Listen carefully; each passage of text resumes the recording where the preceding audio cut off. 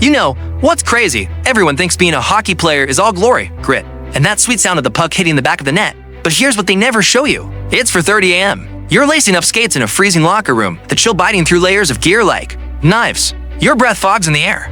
The rink lights flicker on like you're stepping into a stage. But there's no applause, just silence and pressure. Because in this world, you mess up once and no one forgets. They won't remember the block shots, the relentless back checking, the bruised ribs, just the one bad pass, the one mistake that cost the team everything. This is the world of ice hockey. And yeah, it sucks sometimes. If you're part of the hockey community, whether you're a peewee prodigy, a college grinder, or an adult leaguer chasing that weekend rush, you know this story already. The stress, the repetition, the grind. You've heard the chirps from coaches, the parents screaming in the stands like they're in Game 7 of the Stanley Cup.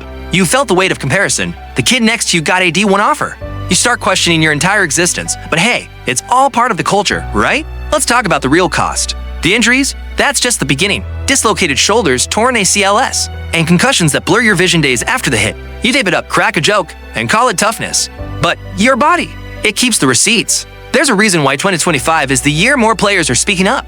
Mental health in athletes isn't just a hashtag anymore, it's a war cry. The locker room used to be a sacred place. Now, it's quiet. Everyone's scrolling, pretending to be fine, comparing lives through highlight reels. One guy just got 100,000 views on TikTok for a toe drag.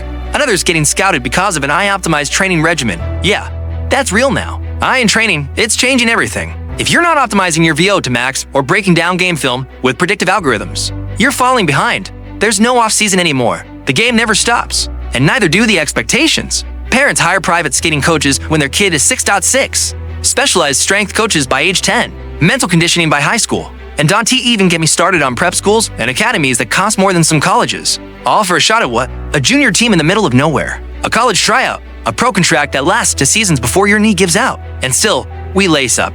Because for some of us, it's all we know, but the burnout is real. You hit 18 and suddenly the game feels different. It's not just about the love anymore. It's business. Every shift is a resume, every stat line a judgment. You smile through it, pretend it's fine. But late at night, you wonder, am I enough? The media shows the NHL guys making millions, lifting the cup, living the dream. But they don't show the third-line grinder eating microwave meals alone in a hotel room, or the minor league player working 2 jobs in the off-season just to pay rent. This isn't just a story, it's a reality. You train all summer, bulk up, drop fat, and prove your stride. You show up to camp in the best shape of your life, you still get cut. No explanation, just politics. And yeah, let's talk about that too. Favoritism, legacy bias, daddy coach teams. You can grind harder than anyone, but if someone's uncle knows the GM, good luck. Then there's the pressure to stay tough. Can't cry, can't complain, can't rest. You get rocked in open ice? Shake it off. Your line isn't producing, blame yourself. But what about when your mind breaks before your body does? That's the part we don't talk about enough. Anxiety, depression, identity crises. You're told your whole life you're an athlete. You get validation from your goals, your hits, your hustle. Then one injury, and it's gone. Who are you when you're not playing? When you're watching from the stands in a sling? When you're cut from the team and your friends move on without you? You scroll through Instagram. Everyone's signing letters of intent, posting stories from locker rooms you'll never be in again. It hurts more than a slap shot to the ribs. And still, you miss it. The cold air in your lungs. The feeling of the puck on your blade. That one clean pass that leads to a goal and everyone taps their sticks in approval. It's addictive. It's also destructive because when you pour your entire identity into the game and the game spits you out who's left to catch you, the truth is, hockey doesn't owe you anything. It gives and it takes. You sacrifice weekends, birthdays, relationships. You miss dances, skip vacations, and fall behind in class all to chase the game. And yeah, maybe you love it, but you also hate it because it consumes you. The ice isn't just frozen water, it's a mirror. And sometimes, what you see staring back isn't pretty. And yet, thousands keep skating, keep chasing, because the love is buried deep under all the pain, the pressure, and the politics. Maybe that's what makes it beautiful and tragic. So, if you've ever sat alone in a dark locker room, hair soaked in sweat and shame, wondering if it's all worth it, you're not alone. And that's why this story matters. Because being an ice hockey player isn't just hard, it's brutal. But for the ones who stick with it, through all the cuts, the bruises, the heartbreak, it's something more. It's identity, it's war, it's love, it's survival. Smash that like button if you've ever felt unseen chasing your dream. Drop a comment with the name of the teammate who always had your back. And don't forget to subscribe because tomorrow, we're telling the story of a goalie who quit mid-season and no one saw it coming.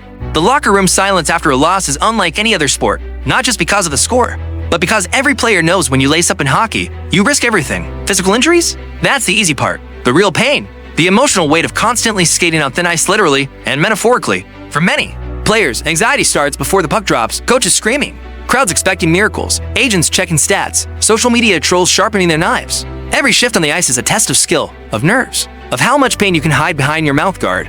One missed pass, your line gets shuffled. One poor shift, you're benched, 2 off games. You're scratched and called wash, and the mental health toll is immense. But here's the cruel irony in a sport that celebrates toughness. No one talks about the emotional damage. You're praised for playing through a broken wrist, but mocked if you sit out with anxiety. There's no space to say, "I'm not okay," without being labeled weak or worse, selfish. And when you do open up, you're told to man up and just focus on the game, so you bury it, just like everyone else. That's why hockey culture, as beautiful as it is, has a dark undercurrent of silence, suppression, and emotional suffocation. Now let's talk finances, even in pro leagues. Unless you're one of the big stars, the money sucks compared to the risk. Imagine spending years grinding it out in the minors with no guaranteed contract, eating fast food on the bus after a 7-hour road trip, and still being expected to perform like a top-tier athlete. Some players work second jobs, others rely on family to survive. A few burn out and disappear forgotten, despite giving everything to the game, and don't even get started on post-retirement life. Your body's wrecked, your mental health is shredded, you're 32, unemployed, and the game you gave your soul to just moves on. Ever wonder why so many retired hockey players battle addiction or depression? Because their identity was the game. Once that's gone, they're just a broken shell with no roadmap forward. That's the part nobody sees on the highlight reels. Let's flip back to the present.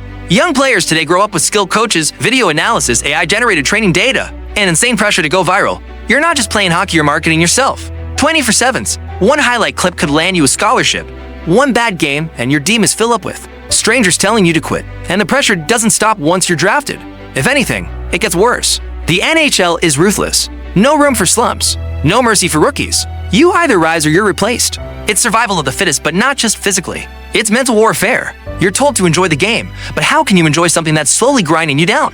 The truth, a lot of players don't. They fake the smiles for press conferences, but behind closed doors, they're exhausted emotionally, spiritually, completely, and yet they keep going. Why? Because there's beauty in the chaos. Because when the puck drops and the crowd roars, it reminds them of why they started in the first place. Because even though it sucks to be a hockey player, there's also magic in it. The bonds you build, the moments you create, the legacy you chase. It's not all pain, but the pain is real, and it deserves to be talked about. So next time you criticize a player for a bad game, remember, you don't know what battle they're fighting off the ice. Maybe they're nursing a broken rib, or dealing with a panic attack, or wondering if this is their last chance to prove they belong. Because in hockey, there's no guarantee, just ice, blood, sweat, tears, and a dream that asks for everything and gives very little in return. And yet, they lace up anyway. That's what makes them warriors. But warriors still bleed, and they deserve more than silence. They deserve understanding, respect, and space to be human, because behind the visor is a person, not just a player. So to all the fans, coaches, and future athletes out there,